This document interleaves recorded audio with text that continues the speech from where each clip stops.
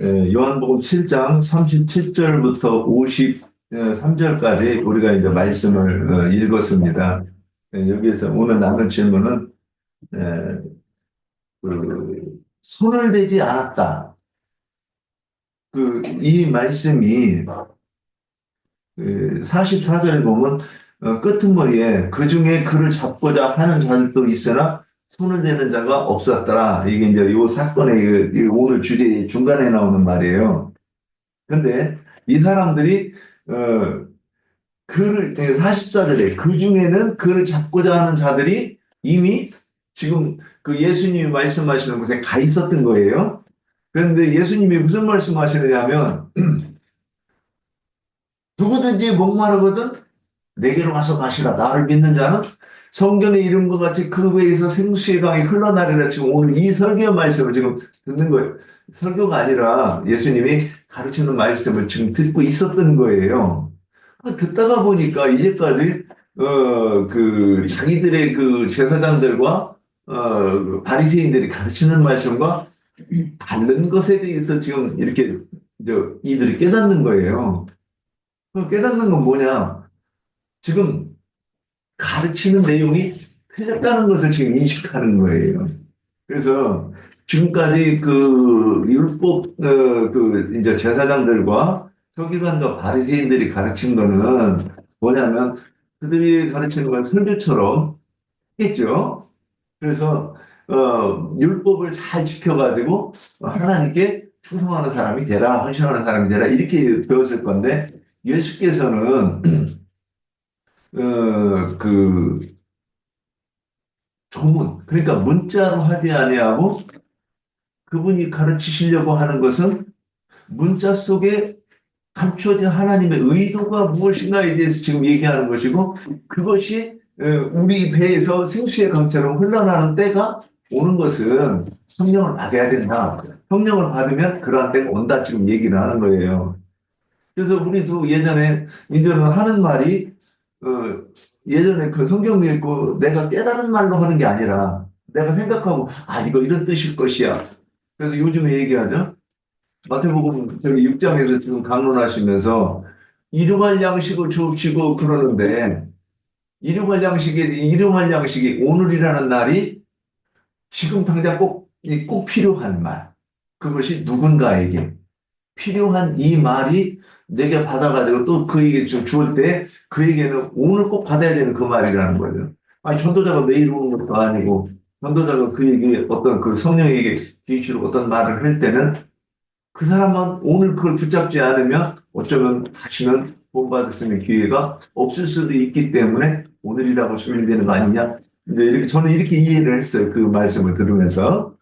근데 그런 말씀이 내가 그 전도자가 할 때는 그 생수의 강이 흘러나오는 말이라는 거예요. 이렇게 얘기하는 거예요. 그러니까 그런 말을 듣고 나니까 이거 잡아가서 될 일이 아니네. 근데 만약에 그때 잡아가지 않았으면 그들은 어떻게 됐을까?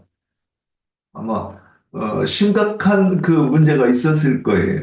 경비병직도 아마 더 이상 할 수 없었을지도 모르고 또는 공의에서 출입됐을 수도 그런 거를 각오해가면서 이 선생님 그냥 대충 하는 것이 아니라 그런 일을 할 때에는 그런 그 불이익을 당하는 것도 감수하겠다는 이런 그런 배경을 우리가 좀 보고 이 성경을 읽어야 되지 않는가 좀 이런 생각을 했습니다.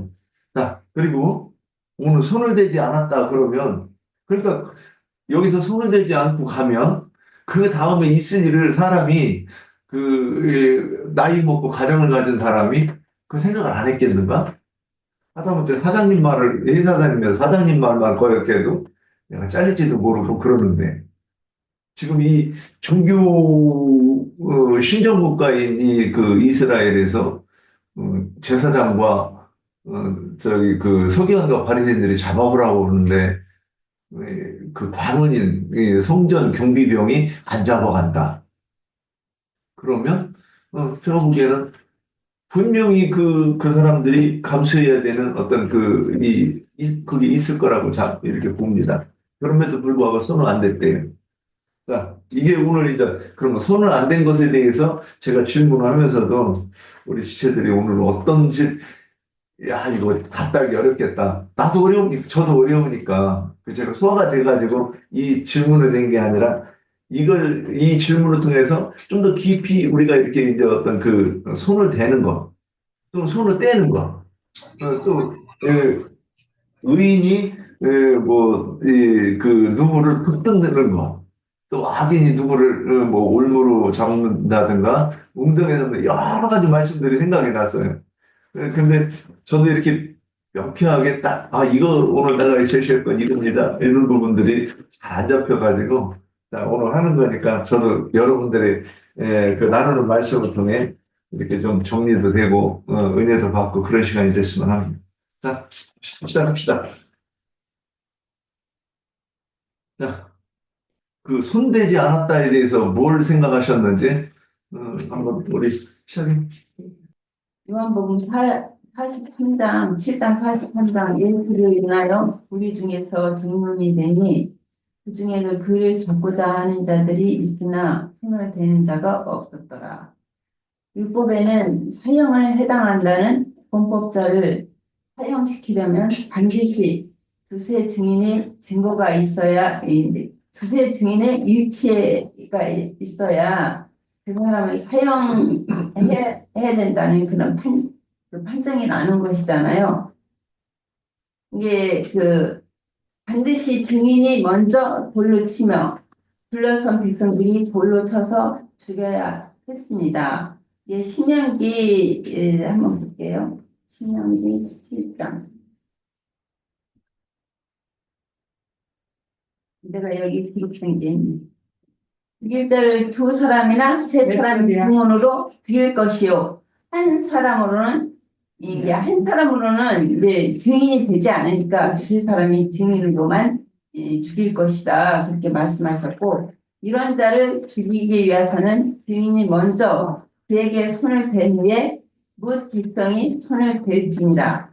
너는 이와 같이 하여 너희 중에 악을 제하지니라. 이제 신명기 그렇게 말씀하셨고 예수는 누구인가라는 문제로 서로 반목하며 그들 중에서 예수에 대하여 부정적으로 반대하는 자들은 예수를 잡아서 대제사장 무리에게 넘겨주고자 싶은 자들도 있었지만 손을 대는 자가 없었더라 라는 말씀을 보면 그 당시에 참만 양편의 힘이 팽팽하였고 아직 예수가 죽을 때가 차지 않았음을 알 수 있습니다. 이게 이 무리들이 어떤 이들은 뭐 죽여야 된다, 어떤 이들은 죽일 죄가 없다 그런 걸로 인해서 팽팽하게 이제 맞섰다는 것이죠. 그를 잡고자 하는 공예의 대제사장 무리는 앞서서 보았듯이 하속들 곧 성전의 수비대장들이 수비병들을 지휘하는 군관들에게 예수를 잡아오라고 보냈으나 별기에 모인 사람들이 양론이 분분한 예수를 잡아오지는 않고 오히려 예수의 백성들을 가르치는 말씀을 듣고 있었고 나름대로 판단하고 있었던 것이다. 이게 수비병들을 이제 보냈지만 바리새인들이 그들 예수의 말씀을 듣고 이들도 마음에서 예수를 믿은 것이죠. 이 말씀이 옳다고 자기들이 바리새인들이나 서기관들을 가르치는 그 말씀하고는 다르다. 예, 이들도 말씀을 알았기 때문에 그 예수의 말씀을 가르치면 마음속으로 받아들였던 것이죠. 이게 여기에서 요한복음 45장에서 1장 45절에서 52절까지 네. 아래 사람들이 대제사장과 바리새인들에게 오니 그들이 그때 어찌하여 잡아오지 아니하였느냐. 아래 사람들이 대답하되 그 사람이 말하는 것처럼 말한 사람은 이때까지 없었나이다 하니 바리새인들이 대답하되 너희도 미혹되었느냐. 당국자들이나 바리새인 중에 그를 믿는 자가 있느냐. 율법을 알지 못하는 이 무리는 저주를 받은 자로다. 그 중에 한 사람 곧 전에 예수께 왔던 니고데모가 그들에게 말하되 우리 율법은 사람의 말을 듣고 그 행한 것을 알기 전에 심판하였느냐. 그들이 대답하여 이르되 너도 갈릴리에서 왔느냐 하다보라. 갈릴리에서는 선지자가 나지 못하느니라 하였느니라. 그렇게 말씀하셨는데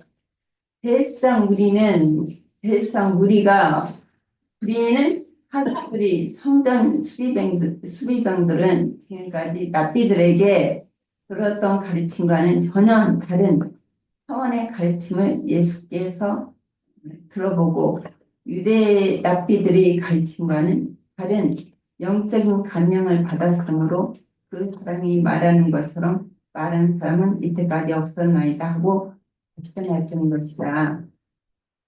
성전의 중간들도 말씀을 아는 사람들이었기 때문에 성경에 예언된 오리라 기록된 그 선지자는 이분이 아닐까 들어보고 예수의 가르침을 나름대로 판단하고 있었던 것이니 이 사람은 하나님 말씀을 두려워했다는 것을 알 수 있고 대제사장 우리는 교권에 눈이 멀어서 하나님 말씀을 두려워하지 않는다는 것을 알 수가 있어요. 이 바리새인들이 대답하여 너희도 미혹되었느냐? 당국자들이나 바리새인 중에 그를 믿는 자가 있느냐? 율법을 알지 못하는 우리는 저주를 받은 자로다. 본문에서 당국자들이란 성전 수비병들을 관리하는 군관들을 의미하며 바리새인 중에라는 말은 니고데모와 아리마대 요셉과 같은 정예의 의원으로 유식한 바리새인들이라는 말은 니고데모와 아리마대 요셉과 같은 공예의 의원으로 유식한 바리새인들은 바리새인들인 면전 유대인들의 습관들과 전통적인 율법의 틀을 벗어나서 예수의 가르침은 영적인 권위가 있다고 느낌으로 속으로 예수의 제자들이었기 때문이다. 이들은 이제 바리새인과 상임한 율법사들이 두려웠기 때문에 니고데모나 이제 아리마대 요셉은 이제 공예 의원인데도 드러내지 않고 속으로는 이제 예수를 믿었죠. 말씀을 믿었는데 겉으로 드러나지 않는 것은 그들을 두려워서 이제 겉으로 표현을 안 했던 것이고 이제 나중에 요한복음 19장에 보면 이제 그 주님이 죽으셨을 때 그들이 이제 니고데모와 아리마대 요셉 이제 장례를 하는데 그들이 이제 참여했잖아요. 대제사장 우리는 이렇게 하숙들을 실문하였는데 본문에서 바리새인이란 공예의 의원을 의미하며 바리새인들은 유대교의 교리를 연구하고 백성들을 가르치는 랍비 세력을 의미하기도 하는데 예수를 메시아로 믿는 바리새인들은 율법을 모르는 자들이요 저주를 받은 자라고 판단했기 때문이다. 사실은 자신들이 율법의 의미들을 모르는 자들이요 자신들이 저주를 받았으면서도 하속들에게 당국자들이나 바리새인들이 율법을 몰라서 예수의 가르침에 미혹당했다고 주장하며 이게 자기들이 사실은 율법도 잘 모르고 있어요. 이 바리새인과 그 서기관 바리새인들은 그 자기들이 그 모세 율법도 잘 모르면서 자기들이 이제 만들어낸 지금으로 말하면 신학 교리죠. 그런 것을 이제 이 하석들이 모른다고 자기들이 가르치는 말씀을 모른다고 이제 한 것이지 이 사람들은 하석들은 율법을 알고 있었거든요. 이게 실문하는데 이 말은 자기들이 교리를 모르기 때문에 이단에 빠졌다고 주장하는 말이며 진리를 모르면서 자신들이 교만과 신봉하는 무지한 자들이 적반하장인 것이다. 이게 자기들이 알지도 못하면서 이들 보고 하나님도 보고 모른다고 많은 주장하는 것은 적반하장이다. 그런 말씀이고, 여기에서 이제 요한복음 50장에서 51절, 아니 7장 50절부터 51절, 그 중에 한 사람, 그 전에 예수께 왔던 니고데모가 그들에게 말하되, 우리 율법은 사람의 말을 듣고 그 행한 것을 알기 전에는 심판하였느냐, 그렇게 말을 했거든요. 그 중에 한 사람, 그 전에 예수께서 왔던 니고데모가 그들에게 말하되, 우리 율법은 사람의 말을 듣고 그 행한 것을 알기 전에는 심판하였느냐, 이렇게 말을 했고, 여기 두세 증인으로는 이게 이 사람을 죽이지 말라고 한 것처럼 신명기 15장 한번 볼게요.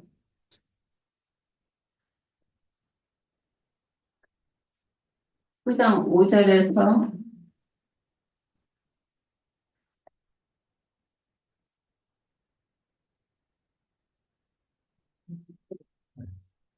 가령 사람이 그 이웃과 함께 벌목하러 살림에 들어가서 손에 도끼를 들고 벌목하러 찍을 때에 도끼가 자루에서 빠져 그의 이웃을 맞춰 그를 죽게 한것 같은 것이라.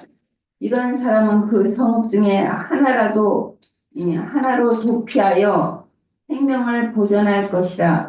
그 사람이 그에게 본래 원한이 없으니 죽으기에 합당하지 아니하나, 두렵건대 그 피를 보복하는 자의 마음이 복수심에 불타서 살인하는 살인자를 뒤쫓는데 그 가는 길에 멀면 그를 따라잡아 죽일까 하노라. 그러므로 내가 네게 명하기를 새 성읍을 너를 위하여 구별하라 하였노라. 이것은 이제 도피성을 말씀하시는 것인데, 이 송사자의 말만 듣고 예수의 행한 일을 자세히 알아보지도 않고 일방적으로 사형수로 판단하여 죽일 수 있느냐라는 이 항의했던 것이죠. 이게 니고데모가 이제 항의한 것이죠. 율법대로 하지 않고 자기들이 그 당뇨 이전의 법대로 하기 때문에 이제 니고데모가 이렇게 항의한 것이 사람들한테 항의한 것이고, 유대인들의 율법에는 누구를 죽이기 전에는 반드시 두 사람이 증인이나 일치할 때만 죽일 수 있었고, 만약에 위증하여 모함하는 경우에는 모함하여 죽이려고 하였던 그대로 위증들에게 행하는 것이 율법이었습니다.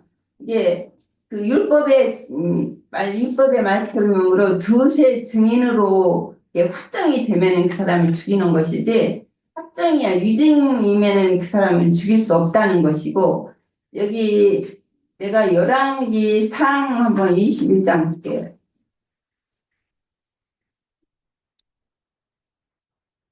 8절부터 몇 장이죠? 21장.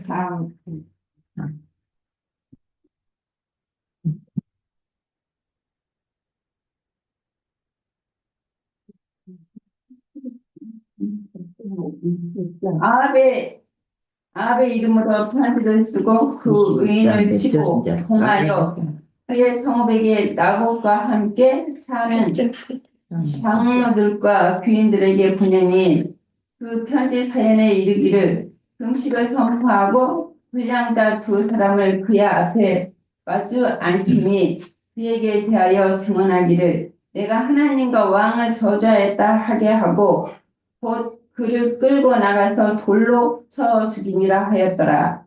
그의 성읍 사람 곧 그의 성읍에서 사는 장로와 귀족들이 이세벨의 지시 곧 그가 자기들에게 보낸 편지를 쓴 대로 하여 금식을 선포하고 나봇을 백성 가운데 높이 앉힘에 때에 불량자 두 사람이 들어와 그의 앞에 앉고 백성 앞에서 나봇에게 대하여 증언을 하여 이르기를 나봇이 하나님의 왕을 저주하였다 하며 우리가 그를 성 밖으로 끌고 나가서 돌로 쳐 죽이고 이세벨에게 통보하기를 나봇이 돌에 맞아 죽었나이다 하니 이세벨이 나봇이 돌에 맞아 죽었다 함을 듣고 이세벨이 아합에게 이르되 일어나 그 이스라엘 사람 나봇이 돈으로 받고 주기를 싫어하던 나봇의 포도원을 차지하소서. 나봇이 살아있지 아니하고 죽었나이다. 아합이 나봇의 죽었다 함을 듣고 곧 일어나 이스라엘 사람 나봇의 포도원을 차지하러 그리로 내려갔더라. 그게 이 나봇의 이제 그 아합이 그 나봇의 포도원을 이제 차지하고 싶어서 나봇에게 이제 자기 포도원하고 좋은 포도밭이 있는 포도원이 있는데 자기하고 바꾸자고 했는데 나봇이 거절을 했거든요. 이건 조상 때부터 내려온 그 포도밭인데 그럴 수가 없다고 이제 나합의 그 근처에 그 나봇이 포도밭이 있었는데 이제 나봇이 거절을 하니까 저기 아합이 이제 그 포도밭을 자기 거 바꾸지 않으니까 이제 그 음식 밥도 안 먹고 이제 자리에 누워 있었던 거예요. 근데 이세벨이 이제 밥도 안 먹고 그 남편이 아합이 그렇게 왕이 그러고 있으니까 이제 여기 이게 불량배 둘이라는 것은 이제 율법으로는 두 증인이죠. 근데 이들은 이 불량배라고 했어요. 불량자들 두 사람을. 그래가지고 나봇이 이제 이 내가 쓴 것처럼 편지를 써서 이 거짓 증인들을 다 이제 모아놓고 이 나봇이 이런 그 왕을 모함하고 이스라엘을 이제 저주를 한다. 그래서 왕을 저주하고 그렇게 편지를 이제 그 이세벨이 써가지고 이제 다 공포하고 나봇이 이제 여기 돌로 쳐서 죽이잖아요. 이 죄로 인해서 이제 여호와께서 이제 나합의 이세벨과 나합을 이제 나중에 이제 그를 모자시키는 저기 말씀이 나오는데 이제 그까지는 다 이제 읽을 수 없고 내가 지금 설명이 좀 부족하네. 예, 사도행전 7장 한번 볼게요.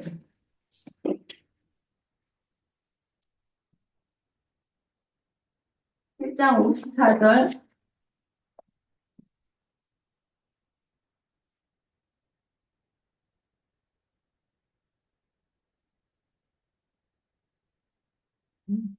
그들이 이 말을 듣고 마음에 찔려 그를 향하여 이를 갈거늘 스데반이 성령이 충만하여 하늘을 우러러 주목하여 하나님의 영광과 및 예수께서 하나님 우편에 서신 것을 보고 말하되 보라 하늘이 열리고 인자가 하나님 우편에 서신 것을 보노라 한데 그들이 큰 소리를 지르며 귀를 막고 일처리 그들에게 달려들어 성 밖으로 내치고 돌로 쳤대.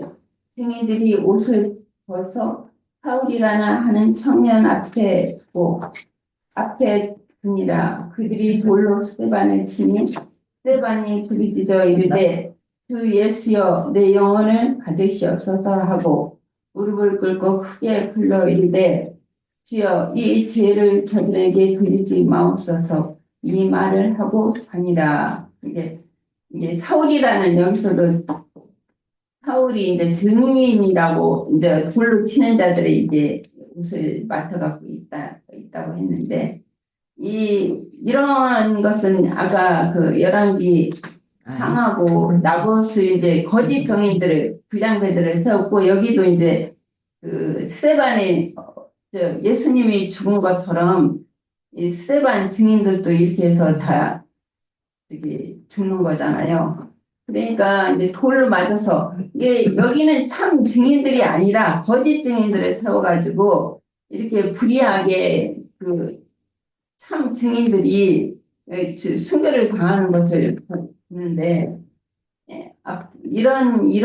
그래서 우리들한테는 이런 것이, 이런 말씀들이 교훈이 되고, 앞으로도 이런 일이 뭐 일어날지 안 날지는 모르겠지만, 우리는 이런 것을 본받아서 정말 경각심을 갖고, 이제 교회 생활에, 믿음 생활에 이제 열심히 해야 된다는 그런 교훈인 것 같아요. 여기까지 할게요. 예. 어, 네, 없어. 니나 자매님, 혹시 오늘 준비한 거 있을까요? 나 준비한 거 많이 없는데요. 그냥 조금 아는 대로 할게요. 예. 여기서 지금 형제님이 내신 문제가 손을 댄 자가 없더라 그 말씀이죠. 예. 손을 댄 자가 없더라 하는 거를 어떻게 이해를 했냐 하면 아까 애자자매님도 이야기를 하셨지만 신명기에 우리가 보면 17장이나 19장에 보면은 이제 율법에 따라서 사람을 어떻게 정죄하고 또 이렇게 돌로 치는 건가 하는 거에 대해서 말씀을 하신 거라고 생각을 해요. 그랬기 때문에 손을 댄다 하는 것은 율법에 따라서 그 사람이 어떠한 죄가 있을 때에 그 죄를 증인이 있어갖고 증명할 수 있는, 증인이 있어서 증거를 할 수 있는 그러한 자가 먼저 돌을 갖다 대서 그 사람을 죄인이라고 일컬은 사람한테 치는 그러한 것을 손을 대는 것이다 라고 그렇게 이해를 했어요. 그렇기 때문에 여기 말씀에서도 우리가 8장에서 보면은 결국은 예수님께 손을 댄 자가 없었던 거잖아요. 그랬기 때문에 예수님이 말하자면은 여기 대제사장들이 자기네 그 아랫사람들을 이렇게 보내갖고 그 성전에서 일하는 그 수련된 그 장수들을 보내갖고 예수님이 가르치는 그 안에서 예수님을 이렇게 잡아오려는 그러한 주문을 받은 것 같아요. 이제 그 말씀을 보면 그러는데 그러지를 못하고 그냥 돌아왔잖아요. 왜냐하면 그 사람들이 듣건대 예수님의 말씀에 책잡을 것이 없고 오히려 감동을 받은 것 같은 그런 방향이 있기 때문에 잡지를 못하고 그냥 돌아왔어요. 그랬는데 결국은 예수님께도 율법상으로 어떠한 증인이 있어갖고 그 사람을 예수님을 잡아야 되고 하는 것인데 그러한 것이 없었기 때문에 그 병사들이 성전에서 일하는 그 수련된 사람들이 잡지를 못하고 그냥 빈손으로 왔던 거잖아요. 그래서 그랬기 때문에 손을 댄 자가 없었더라 하는 것은 그 유대인들이 가지고 있는 율법 안에서 증인이 있어갖고 증인이 두세 사람이 있어갖고 두세 사람 이상이 있어갖고 그 증인들 입회 하에 돌로 칠 수 있는 그것을 말하는 것인데 그럴 예수님 안에서는 그것을 찾을 수가 없었기 때문에 손을 대는 자가 없었더라 하고 이렇게 말씀에 되어져 있는 것이 아닌가 그렇게 이해를 했어요. 네, 여기까지 할게요. 예. 복경자매 이어갑시다. 예, 앞에서 두 자매님들이 다 말씀을 하셨는데 제가 말하고 싶은 것을 이미 애자 자매님이 다 말씀을 하셨어요. 그러나 저도 준비를 한 거기 때문에 반복이 되더라도 해보겠습니다. 그 셈족의 언어에서 손을 댄다라는 말은 관여하다, 간섭하다 그런 뜻이에요. 그래서 내가 그 일에서 이제 손을 떼겠다 이렇게 말을 하면 그 일에 더 이상 관여하지 않겠다 그런 뜻이 된다는 거죠.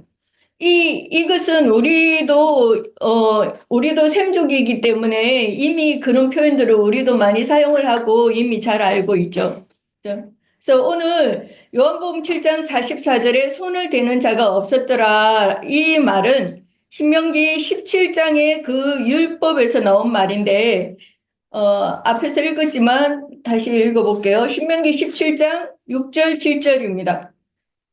죽일 자를 두 사람이나 세 사람의 정언으로 죽일 것이요 한 사람의 정언으로는 죽이지 말 것이며 이런 자를 죽이기 위하여는 정인이 먼저 그에게 손을 댄 후에 뭇 백성이 손을 댈지니라. 너는 이와 같이 하여 너희 중에서 악을 제할지니라 그랬어요.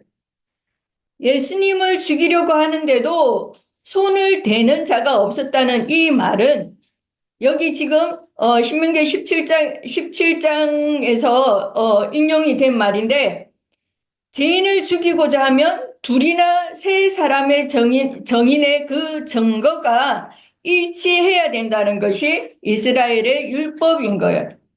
그래서 율법을 범한 자를 이제 공개 재판을 할 때 두 사람의 증거가 동일하게 있고 또 세 번째 증인도 그 죄인의 죄를 확정을 이렇게 시키게 되면 그 사람은 이제 사형수로 확정이 되어져서 돌로 쳐서 죽이게 되는 거죠.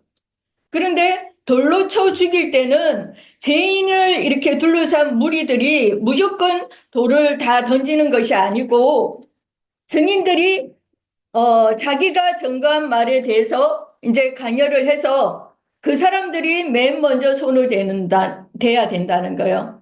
그래서 이 말은 자기가 저 사람은 반드시 죽여야 된다라고 이렇게 정언을 했으면 그렇게 정언한 말에 대해서 자기가 제일 먼저 관여를 해야 된다는 뜻인데, 그러니까 돌을 맨 먼저 던지는 일을 해야 된다는 말인 거예요.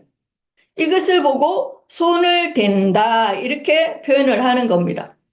그래서 신약의 예로는 아까 우리가 사도행전 7장을 읽었지만 그 바울이 되기 전에 그 사울이 스데반 집사를 돌로 쳐 죽일 때 그 사울과 또 거기에 보면은 증인들이 이렇게 나와요. 그 증인들이 사울의 발 앞에 옷을 던지고 돌로 치기를 시작했다는 거예요.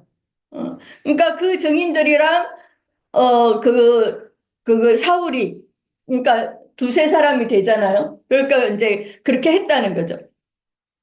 그래서 예수에 대하여 부정적이고 반대하는 자들은 예수를 잡아서 대제사장 무리에게 넘겨서 죽이고 싶었지만 그러나 예수를 이런 그 사유로 예수를 죽여야 된다. 그렇게 정인으로 설 사람들이 없었다는 말인 거예요.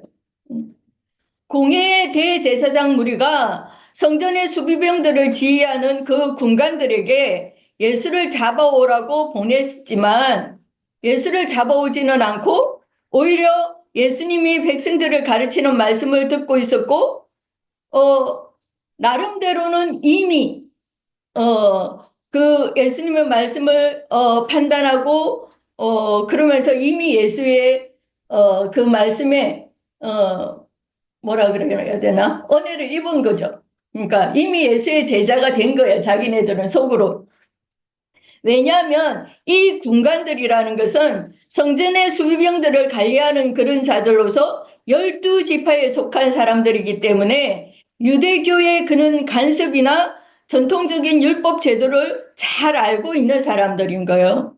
그래서 예수님의 가르침은 그런 제도의 틀에서 벗어나서 영적인 권위가 있다고 그렇게 느껴졌고 속으로는 예수의 가르침을 따르고 있었기 때문에 예수를 잡을 수도 없었고 예수를 죽이는 그런 증인으로 설 수가 없는 거예요. 없었던 거예요. 그래서 45절 이하의 말이 그래서 나온 거죠. 그래서 하속들이 대제사장들과 바리새인들에게 오니 저희가 묻되 어찌하여 잡아오지 아니하였느냐. 하속들이 대답하되 그 사람의 말하는 것처럼 말하는 사람은 이때까지 없었나이다 하니 바리새인들이 대답하되 너희도 미혹되었느냐. 당국자들이나 바리새인 중에 그를 믿는 이가 있느냐. 율법을 알지 못하는 이 무리는 저주를 받은 자로다. 이렇게 대제사장 무리들은 그렇게 단정을 해버리는 거예요. 그래서 오늘 질문에 니고데모가 율법대로 하지 않고 정죄하는가 하고 따지는 내용에서 병사들과 상통하는 부분이 있지 않는가 이렇게 질문을 했는데 그래서 50절 이하를 보면은 그 중에 한 사람 곧 전에 예수께 왔던 니고데모가 저희에게 말하되 우리 율법은 사람의 말을 듣고 그 행한 것을 알기 전에 판결하느냐 이렇게 대제사장 무리들에게 니고데모가 역으로 질문을 던진 거예요. 이 니고데모는 공회 회원이었기 때문에 공회 중에서 그 발언권이 있는 그런 납비였죠. 그렇기 때문에 공회에서 그 일방적인 그런 주장에 대해서 반대 의견을 낼 수 있는 그런 사람인 거예요. 그런 위치에 있는 사람인 거예요. 그래서 우리 율법에는 그 사람의 말을 들어보고 그 사람의 행한 일을 알아본 후에 판단하도록 그렇게 되어 있지 않느냐. 즉 무엇을 판결할 때는 그 당사자의 진술을 들어보기도 전에 판단하지 말라고 하는 것이 그 율법의 재판법이 아니냐 이렇게 니고데모가 말을 한 거예요. 니고데모의 이 말은 아까 우리가 신명기 17장 6절 7절의 말씀과 같이 둘이나 셋의 그 증거를 듣고 사형수로 확정이 되면 정인이 먼저 손을 대서 죽여야 되는 것이 우리의 율법인데 그런데 대제사장들은 정인들도 아직 얻지도 못한 상태잖아요. 그죠? 정인들도 얻지 못한 상태로 그냥 예수를 체포해가지고 죽일 생각만 하니까 신명기에서의 그런 율법을 잘 알고 있는 이 니고데모가 자기네들의 그 율법을 가지고 지금 항의를 한 거예요. 그래서 아까 신명기 19장을 읽었는데 저는 15절부터 한번 읽어보겠습니다. 15절, 20절. 이 신명기 19장 15절부터에는 여기 조금 더 추가가 된 부분이 있는데 읽어볼게요. 사람의 모든 악에 관하여 또한 모든 죄에 관하여는 한 증인으로만 정할 것이 아니요 두 증인의 입으로나 또는 세 증인의 입으로 그 사건을 확정할 것이며 여기까지는 17장하고 똑같죠. 그죠? 근데 16절에서 추가가 되는 것이 나와요. 만일 위증하는 자가 있어 어떤 사람이 악을 행하였다고 말하면 그 논쟁하는 쌍방이 같이 하나님 앞에 나아가 그 당시의 제사장과 재판장 앞에 설 것이요 재판장은 자세히 조사하여 그 증인이 거짓 증거하여 그 형제를 거짓으로 모함한 것이 판명되면 그가 그의 형제에게 행하려고 꾀한 그대로 그에게 행하여 너희 중에서 악을 제하라. 그리하면 그 남은 자들이 듣고 두려워하여 다시는 그런 악을 너희 중에서 행하지 아니하리라 그랬어요. 그러니까 유대인의 율법에는 누구를 죽이기 전에는 반드시 두세 사람의 증언이 일치할 때만 죽일 수가 있는 거죠. 그런데 만약 증인이 위증을 해가지고 그 모함을 하는 그런 경우에는 그 모함에서 죽이려고 깼던 그대로 위증자들에게 행하는 것이 지금 이 신명기 19장의 율법이었습니다. 그러니까 둘이나 세 사람이 증거를 했다고 해서 무조건 죽이는 것이 아니고 혹시 이것이 위증은 아닌지 그것을 또 살펴보아야 된다는 거죠. 그러면 그렇게 하려면 이제 반대편의 입장도 들어봐야 되는 거잖아요. 그러니까 둘이나 셋의 증인이 저 사람의 이런 죄를 내가 직접 목도했고 저 사람은 반드시 죽여야 된다라고 증언을 했어도 피고인 측의 말도 들어봐야 된다는 거예요. 그러면 이 피고인도 자기의 변호사를 채택해가지고 두세 사람의 증인을 또 세울 수가 있는 건 거죠. 그러면 양편의 말을 다 들어보고 재판장이 정확하게 이제 판결을 해라. 이것이 이스라엘의 재판법이라는 거예요. 이 일은 아까 우리 애자 자매님이 열왕기상 21장을 읽었는데 그 열왕기상 21장에 아합 왕이 그 나봇의 포도원을 차지하고 싶어가지고 엄녀 이세벨의 그런 술수에 따라서 거짓 정언을 세워가지고 나봇을 죽여버리고 그 포도밭을 아합 왕이 뺏어버리는 그런 장면이 나오잖아요. 아까 8절부터 읽은 것 같은데, 저 4절부터 한번 읽어볼까요? 이스라엘 사람 나봇이 아합에게 대답하여 이르기를 내 조상의 유산을 왕께 줄 수 없다 하므로 아합이 근심하고 답답하여 왕궁으로 돌아와 침상에 누워 얼굴을 돌리고 식사를 아니하니 그의 아내 이세벨이 그에게 나와 이르되 왕의 마음에 무엇을 근심하여 식사를 아니하나이까? 왕이 그에게 이르되 내가 이스라엘 사람 나봇에게 말하여 이르기를 내 포도원을 내게 주되 돈으로 바꾸거나 만일 네가 좋아하면 내가 그 대신에 포도원을 네게 주리라 한즉 그가 대답하기를 내가 내 포도원을 네게 주지 아니하겠노라 하기 때문이로다. 그의 아내 이세벨이 그에게 이르되 왕이 지금 이스라엘 나라를 다스리시나이까 일어나 식사를 하시고 마음을 즐겁게 하소서. 내가 이스라엘 사람 나봇의 포도원을 왕께 드리리이다 하고 아합의 이름으로 편지들을 쓰고 그 인을 치고 봉하여 그의 성읍에서 나봇과 함께 사는 장로와 귀족들에게 보내니 그 편지 사연에 이르기를 금식을 선포하고 나봇을 백성 가운데 높이 앉힌 후에 불량자 두 사람을 그의 앞에 마주 앉히고 그에게 대하여 증거하기를 네가 하나님과 왕을 저주하였다 하게 하고 곧 그를 끌고 나가서 돌로 쳐 죽이라 하였더라. 그의 성읍 사람 곧 그의 성읍에 사는 장로와 귀족들이 이세벨의 지시 곧 그가 자기들에게 보낸 편지에 쓴 대로 하여 금식을 선포하고 나봇을 백성 가운데 높이 앉히매 때에 불량자 두 사람이 들어와 그의 앞에 앉고 백성 앞에서 나봇에게 대하여 정언을 하여 이르기를 나봇이 하나님과 왕을 저주하였다 하며 우리가 그를 성읍 밖으로 끌고 나가서 돌로 쳐 죽이고 이세벨에게 통보하기를 나봇이 돌에 맞아 죽었나이다 하니 자 이게 뒤에는 다 읽은 거니까 넘어갈게요.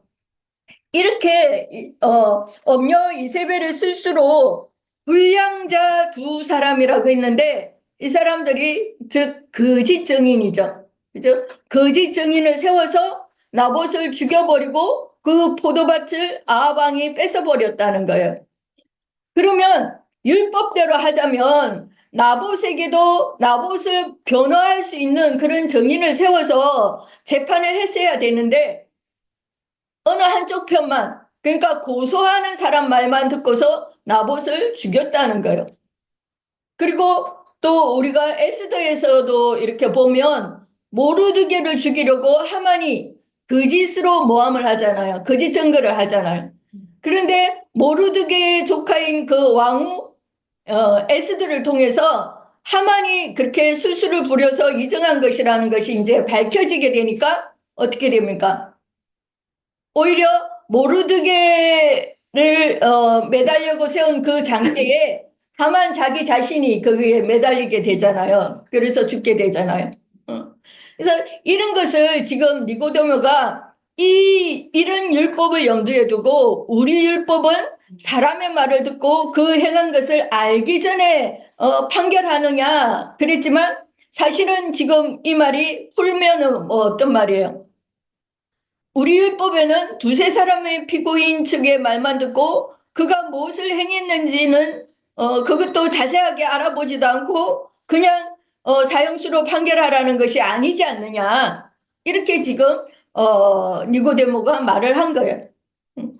그들의 율법에는 거짓으로 증인을 세워가지고 거짓 증언으로 사람을 모함을 해가지고 해코지하는 그런 범죄를 저지르지 못하도록 율법이 그렇게 엄격하게 정해져 있다는 거예요. 이것을 가지고 이 율법을 가지고 지금 니고데모가 따진 거죠. 자기들은 그러니까 바리새인들과 대제사장 무리들은 자기네들이 율법을 잘 안다고 하면서도 어때요? 실제로는 제대로 모르고 있는 거죠. 그리고 예수를 잡아들이라고 했는데 잡아들이지 않는 군관이나 니고데모 같은 사람들을 향해서 그들이 뭐라고 합니까? 율법을 알지 못하는 이 무리는 저주를 받은 자로다라고 그렇게 저주를 퍼붓잖아요. 사실은 대제사장 무리들이 자기네들이 율법을 모르는 사람들이고 자기네들이 저주를 받은 자들인 거죠. 이런 일은 오늘날에도 우리가 똑같이 경험을 하잖아요. 기독교계의 그런 지도자들이 자기네들은 다 안다고 하면서 우리 같은 이런 사람들의 이런 정언이나 이런 증거를 들었을 때 뭐 2단이다, 3단이다 그러면서 우리에게 오히려 저주를 퍼붓잖아요. 그들은 자기들이 예수에 대해서 증인이라고 나서지만 그들이 증인이라고 하면서 손을 대는 것은 실제로는 영혼들을 죽이는 일인 거예요. 우리들이 그 수많은 거짓 증인들에게서 뭐 2단이다, 3단이다 하면서 따돌림을 당하고 핍박을 받고 그렇게 저주를 받지만 실제로는 우리가 예수를 증거하는 참 증인으로서는 그 일에 우리가 손을 대는 이것은 영혼들을 살리고자 하는 그런 손댄 그런 증거인 거죠. 예, 여기까지 말씀드리겠습니다. 예, 수고하셨습니다.